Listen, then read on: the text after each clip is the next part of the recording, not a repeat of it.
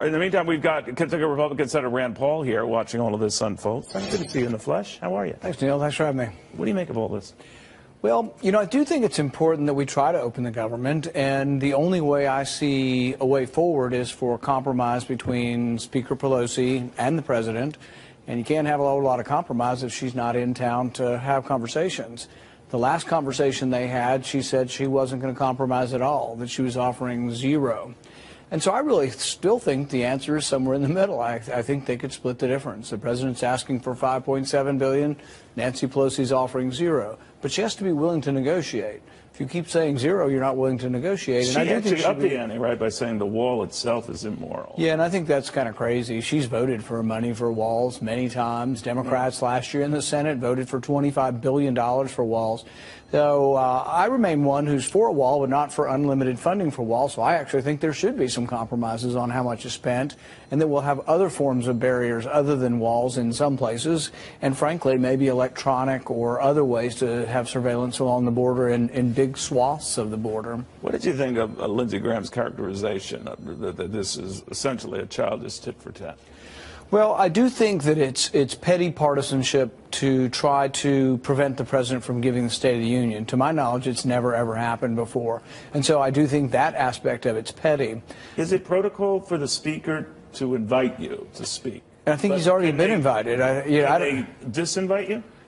That's a good question. It's never, ever happened before. And what I've suggested is if they're serious about it and they do run the House and they won't let the president come, I think the Senate should offer to have the State of the Union there. And I think that would be a fitting response to this.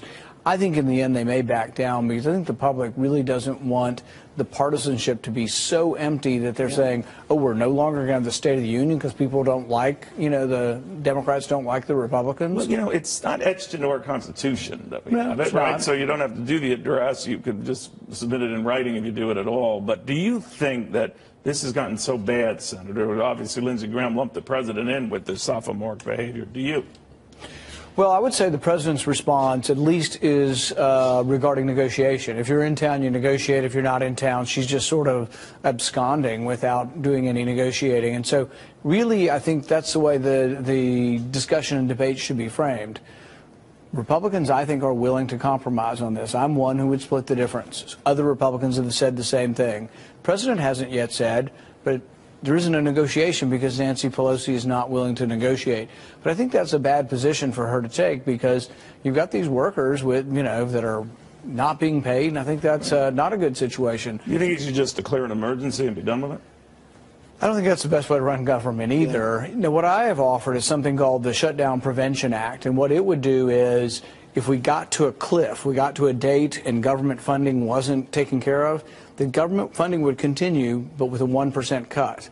So if you didn't pass your appropriation bills, it'd be 99% funding for 90 days, and 90 days later, if you still hadn't passed your appropriation bills, it would go to 98% funding, 97%, and it would keep going down a percentage point every 90 days.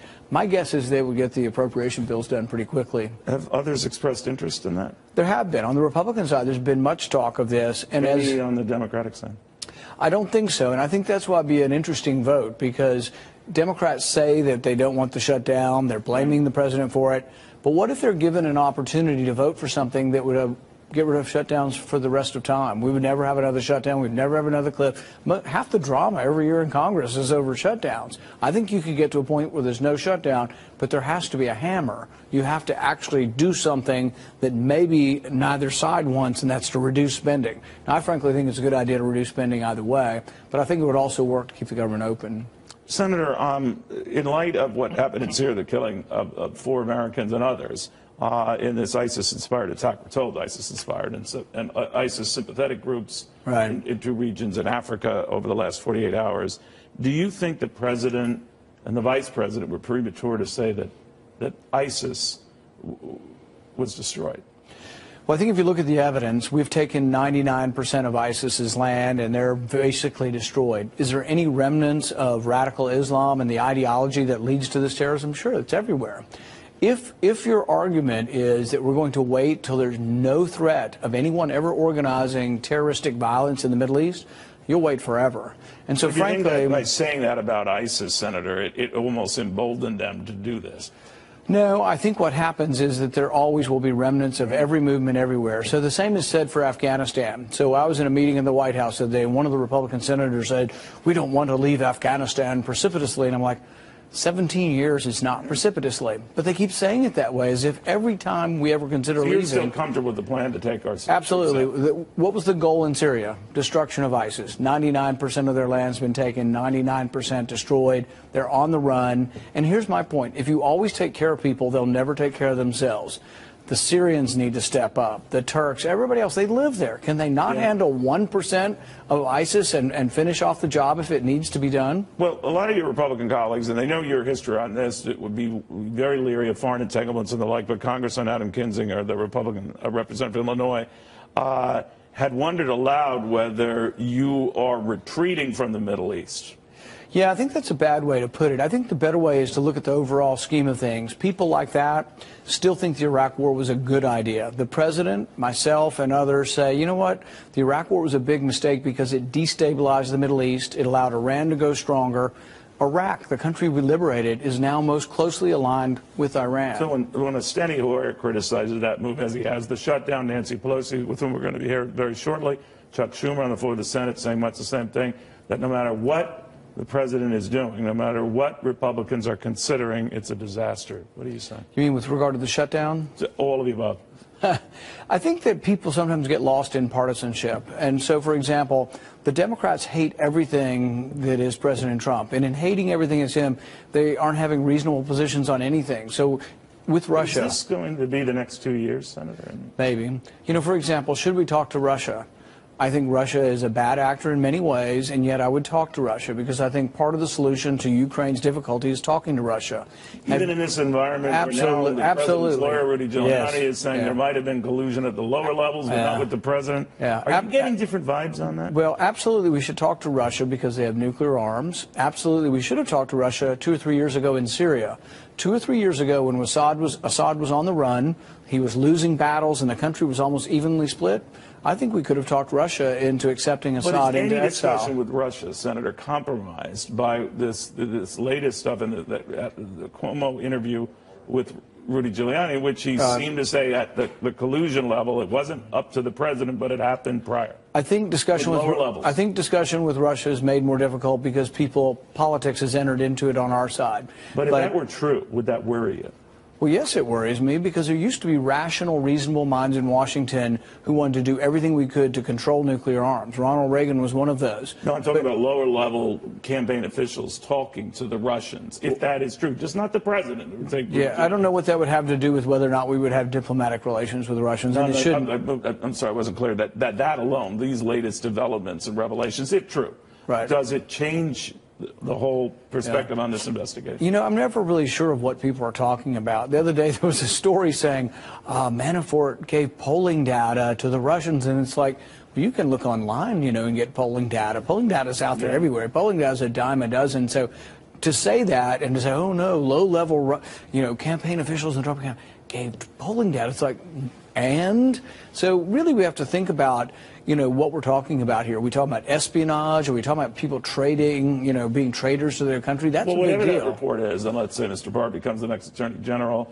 would you be for him releasing all this information, getting it all out there?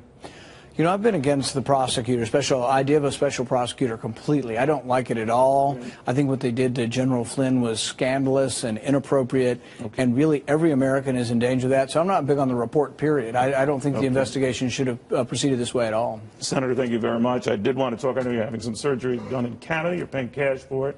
I wish you well, feel well, get better.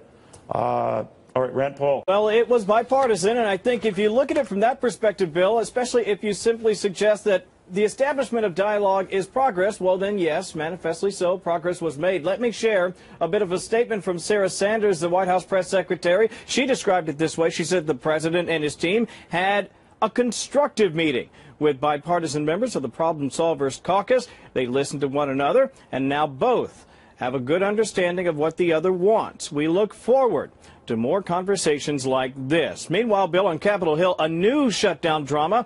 As the Speaker of the House, California Congresswoman Nancy Pelosi effectively disinvited the President of the United States to give his State of the Union address at the Capitol unless the shutdown has ended by next week, citing security concerns. However, Pelosi was sharply criticized by the Secret Service and Homeland Security, who say not only did she not contact them about any such concerns, to claim to have made her comments based solely on the concerns of a furloughed DHS employee simply defies common sense. Here's what the DHS Secretary said. Kirstjen Nielsen, she said the Department of Homeland Security and the U.S. Secret Service are fully prepared to support and secure the State of the Union. We thank the service for their mission focus and dedication and for all they do each day to secure our homeland.